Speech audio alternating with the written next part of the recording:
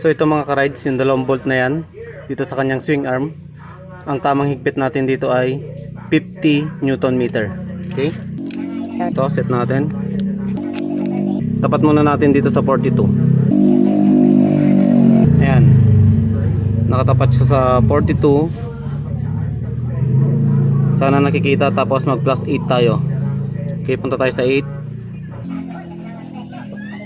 Yan. 42, tapos nakatapat sa 8. 15 Newton meter na to. Tapos lock na natin itong knob.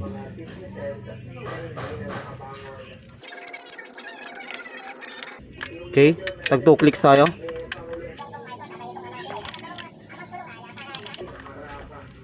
One, 2. Sa taas.